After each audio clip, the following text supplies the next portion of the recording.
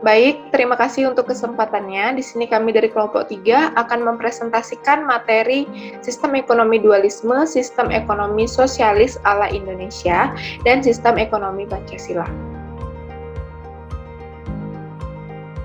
Adapun topik bahasan yang akan kami jelaskan, yang pertama ada Sistem Ekonomi Dualisme, yang kedua ada Sistem Ekonomi ala Indonesia, yang ketiga ada Sistem Ekonomi Pancasila, dan yang terakhir ada Ekonomi Kerakyatan. Baik, untuk materi pertama akan saya jelaskan sendiri. Sebelumnya, izinkan saya untuk memperkenalkan diri dulu. Perkenalkan, nama saya Ketut Ayu Masa Adistania Putri dengan NIM 18075221184. Untuk materi pertama ada Sistem Ekonomi Dualisme. Jadi, sejak zaman penjajah sampai sekarang ini, perekonomian Indonesia masih juga menunjukkan ciri-ciri adanya dualisme, baik dualisme yang bersifat teknologis maupun yang bersifat ekonomis, sosial, dan kultural. Nah, masalah dualisme ini telah dibahas secara mendalam oleh ahli ekonomi Indonesia dan ahli ekonomi asing. J. Buike yang menandakan penelitian untuk program dokter ekonomi di Indonesia pada tahun 1953 memberikan definisi yang mengenai masyarakat dualitas sebagai masyarakat yang mempunyai gaya sosial berbeda yang masing-masing hidup berdampingan dalam proses evolusi sejarah normal yang berlaku bagi masyarakat homogeni. Kedua gaya sosial tersebut mewakili tahap perkembangan sosial dan berbeda dipisahkan oleh gaya sosial lain yang mewakili suatu tahap transisi. Selanjutnya, Buike mengatakan bahwa adanya sikap yang masih bersifat pra-kapitalis di dalam masyarakat dualistis membedakan sikap penduduk asli masyarakat tersebut dengan masyarakat barat terhadap rangsangan ekonomis di dalamnya. Sikap dasar penduduk asli ini dipengaruhi oleh pendapat bahwa kebutuhan manusia itu terbatas atau limited wants.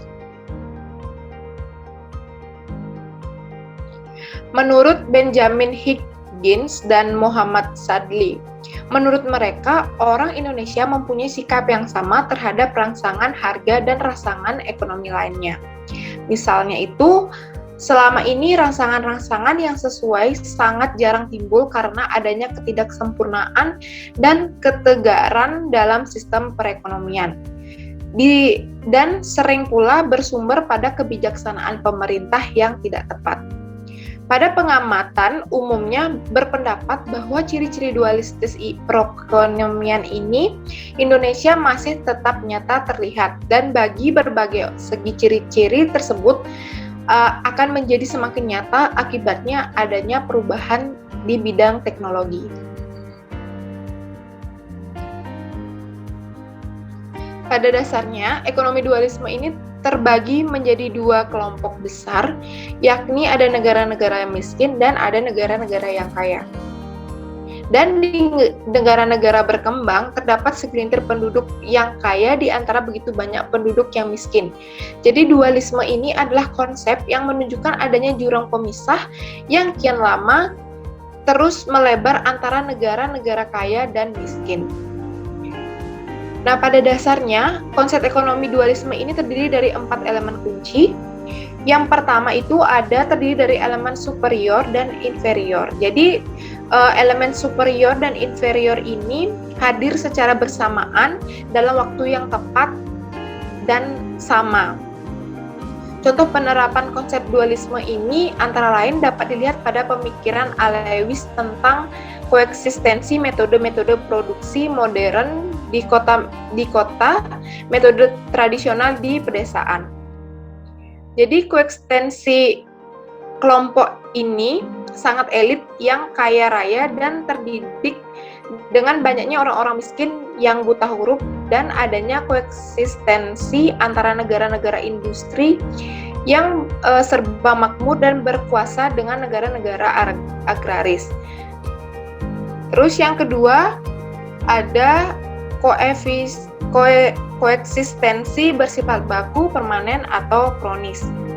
Jadi koeksistensi ini bukanlah suatu hal yang bersifat sementara, melainkan satu hal yang bersifat baku, permanen, atau kronis.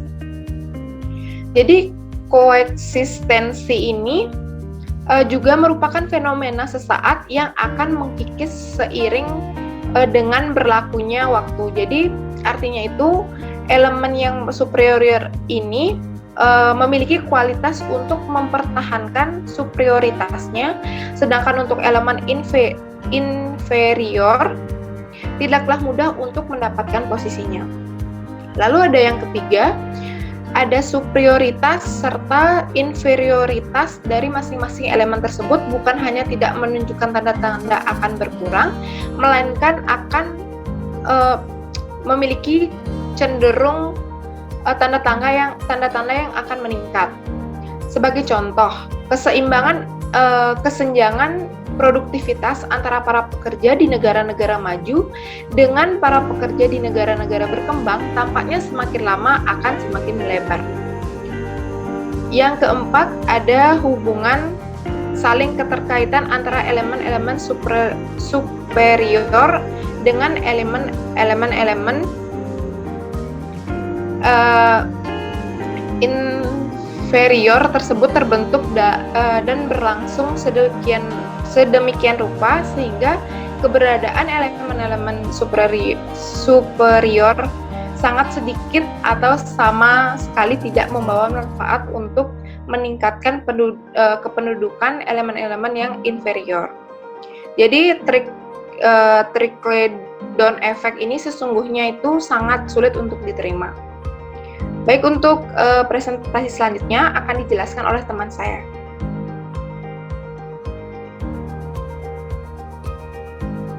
Baik, di sini saya akan melanjutkan presentasi dari rekan saya. Sebelum saya presentasi, izinkan saya untuk memperkenalkan diri terlebih dahulu. Nama saya Putu Deva Govinda Krisna Wijaya dengan NIM 18075211192. Di sini saya akan mempresentasikan tentang sistem ekonomi sosialis ala Indonesia. Istilah sistem ekonomi sosialis ala Indonesia muncul pada periode akhir dari kepemimpinan Presiden Soekarno, yakni sekitar tahun 1960. Pada periode tersebut, kiblat politik Indonesia adalah ke negara-negara sosialis Eropa Timur, Rusia, dan ERC.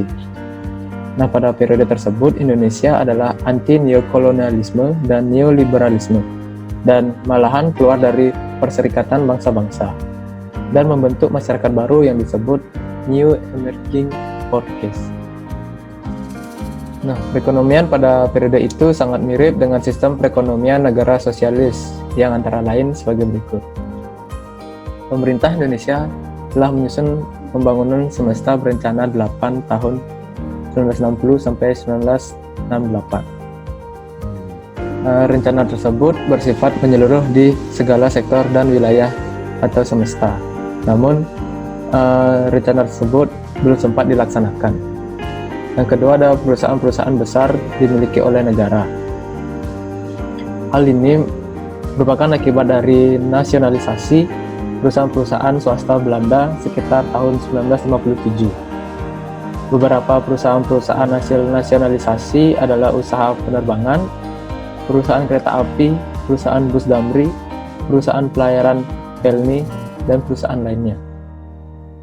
Yang ketiga, ada sistem perbankan. Nah, sistem perbankan ini semula adalah bank-bank swasta milik Belanda yang telah dinasionalisasi menjadi milik pemerintah. Kemudian diubah menjadi sistem perbankan Rusia.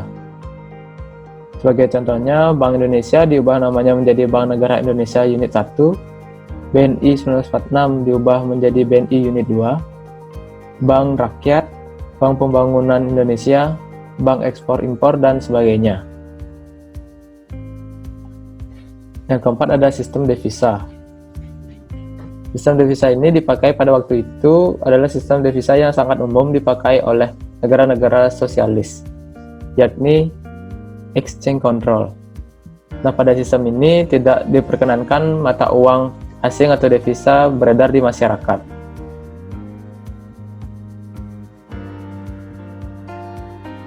Nilai tukar rupiah di Indonesia pada saat itu mengalami penurunan.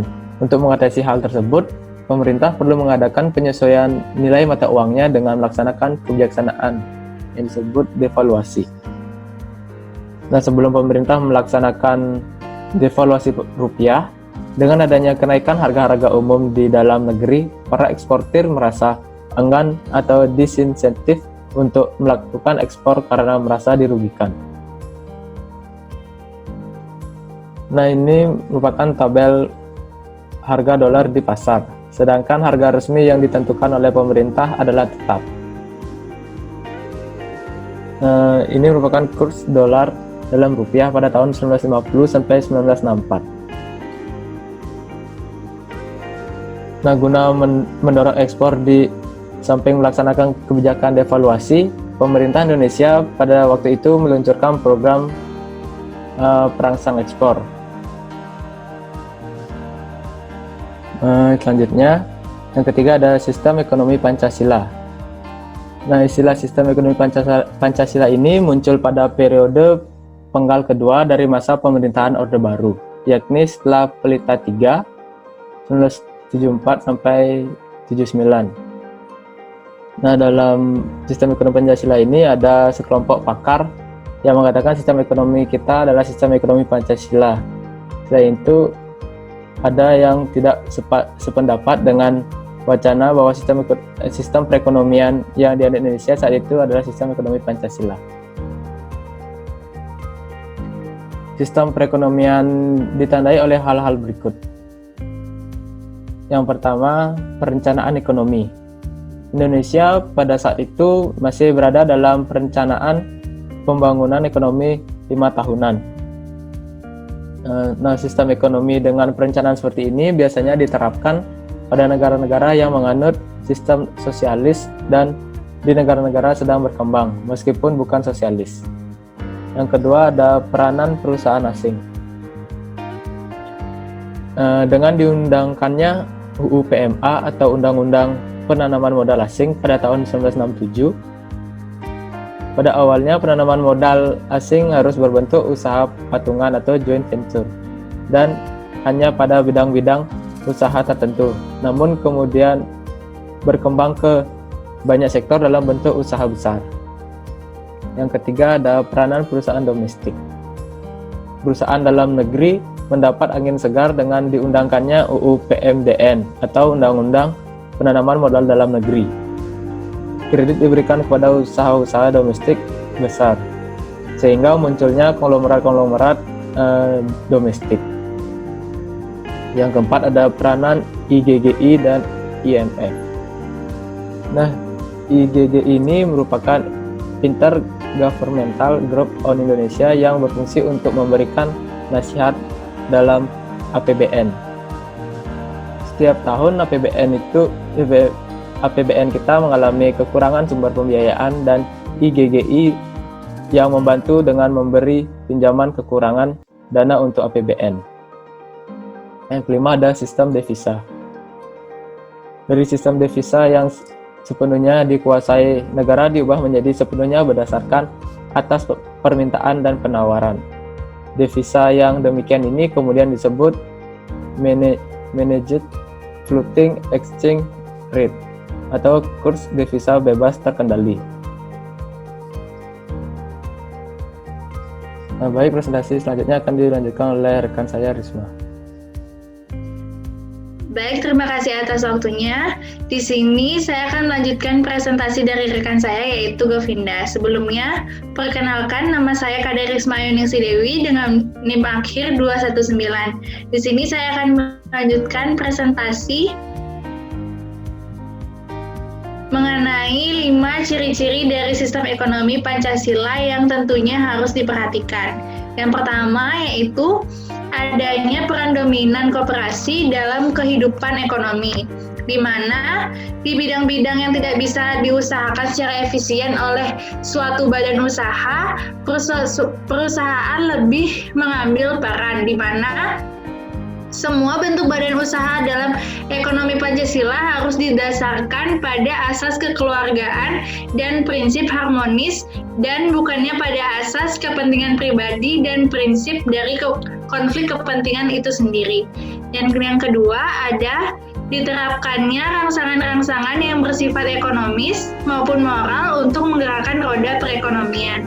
Jadi, motif ini mengoptimalkan terpenuhinya kepentingan pribadi dan oportunisme, di mana bukan lagi satu-satunya motif atau bukan lagi motif yang paling kuat bagi berputarnya kegiatan ekonomi. Nah, motif-motif seperti solidaritas kecintaan terhadap sesama manusia dan terhadap keadilan dan kebenaran, kepercayaan kepada faktor-faktor non-duniawi, keagamaan, dan sosial lainnya dapat pula menjadi sumber dan penggerak yang sama kuatnya bagi suatu aktivitas ekonomi.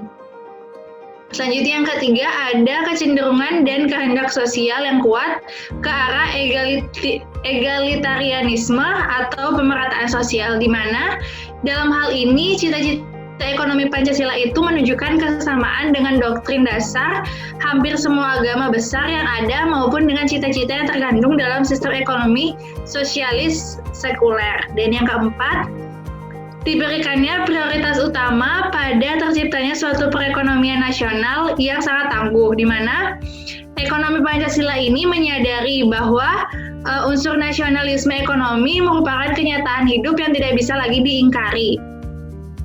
Setidaknya dari segi ini, liberalisme maupun sosialisme itu merupakan utopia, di mana ekonomi Pancasila menerima kenyataan bahwa sentimen nasionalisme masih tetap hidup.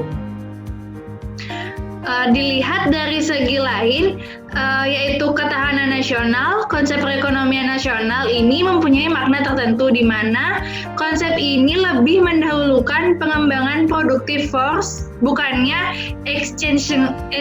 exchangeable value perekonomian, di mana konsep perekonomian nasional ini mempunyai implikasi bagi hubungan internasional dari masyarakat kita sendiri, di mana konsep ini menuntut bahwa integrasi berbagai bagian perekonomian nasional adalah sasaran primer, sedangkan untuk integrasi perekonomian nasional ke dalam ekonomi internasional termasuk dari bagian sekunder. Dan yang terakhir ada pengandalan pada sistem desentralisasi dalam pelaksanaan kegiatan-kegiatan ekonomi yang diimbangi dengan perencanaan yang kuat sebagai pemberi arah bagi perkembangan ekonomi, di mana sistem ekonomi koperasi ini bukanlah suatu sistem yang didasarkan pada pengembalian keputusan-keputusan ekonomi secara otomatis. Ekonomi Pancasila ini mencoba untuk mengambil manfaat yang sebesar-besarnya dan menghindari kerugian dari sentralisme dan otomisme dengan cara mengambil jalan tengah di antara kedua mekanisme pelaksanaan pengelolaan ekonomi tersebut. Nah, dari kelima butir ciri-ciri di atas ini tentunya lahir dari suatu seminar di Fakultas Ekonomi Gadjah Mada pada bulan September tahun 1980, yang kemudian pada tahun 1981 hasil seminar ini diedit menjadi Ekonomi Pancasila. Nah, setelah melalui perdebatan yang panjang, kemudian Ekonomi Pancasila ini bermetamorfosa menjadi ekonomi kemasyarakatan. Nah, di sini selanjutnya kita akan menjelaskan mengenai sistem ekonomi kerakyatan, di mana pada sistem ini demonstrasi mahasiswa atau rakyat itu sendiri menuntut turunnya Soeharto dari pemerintah pada tahun 1997 dan meminta agar dilaksanakan reformasi. Nah, reformasi yang dituntut adalah antara lain reformasi di bidang politik dan reformasi di bidang ekonomi, di mana reformasi di bidang politik ini adalah kebebasan bersuara, berpolitik, atau secara singkatnya adalah kebebasan demokrasi, yang dimana pada saat itu merupakan masa pemerintahan Soeharto yang masyarakatnya sangat dikekang atau sangat dipasung. Dan untuk reformasi di bidang ekonomi ini dapat dikatakan bahwa di bawah Presiden Soeharto, pemerintah itu terlalu memihak kepada perusahaan besar. Padahal terbukti dari krisis yang Lalu pada tahun 1997 bahwa usaha kecil ini atau usaha menengah terbukti sangat tahan banting. Selanjutnya beberapa hal yang merupakan kebijakan pemerintahan selama dalam sistem ekonomi kerakyatan. Yang pertama ada peranan IGGI dikurangi, yang sebelumnya diganti dengan CGI atau Consultative Group on Innovation, sehingga badan tersebut hanya bersifat konsultasi dalam menyusun kebijaksanaan ekonomi. Dan yang kedua ada investasi asing dengan UU PMA dan investasi dalam negeri dengan UU PMDN, di mana investasi tersebut memberikan prioritas pada pengusaha besar, tidak banyak, dan mendapat sorotan, tidak dihapuskan namun berjalan seperti semula. Dan yang ketiga ada tanpa adanya usaha swastanisasi perusahaan negara namun belum selesai, dan usaha swastanisasi ini merupakan isu internasional dan bukanlah disebabkan oleh sistem ekonomi dari sistem ekonomi kerakyatan. Dan yang keempat ada sistem devisa yang masih sama seperti sebelumnya, di mana didasarkan atas sistem pasar, yaitu terjadi permintaan dan penawaran dengan cadangan devisa yang besar untuk menjaga stabilitas kurs mata uang. Nah, dari tinjauan di atas dan pengamatan yang mendalam, sistem ekonomi kerakyatan ini masih mempunyai ciri yang sangat kental sebagai sistem ekonomi pasar, di mana ekonomi kerakyatan itu merupakan ekonomi kecil, maka perusahaan kecil atau perusahaan yang dibangun oleh suatu keluarga biasanya diumpamakan mempunyai tujuan untuk memaksimumkan produksi atau memaksimumkan penerimaan total. Baik, sekian presentasi dari kelompok 3 yang disampaikan melalui video. Mohon maaf apabila terdapat kesalahan, baik di kekurangan dalam menyampaikan materi pada kesempatan kali ini. Kami tutup presentasi hari ini dengan terima kasih.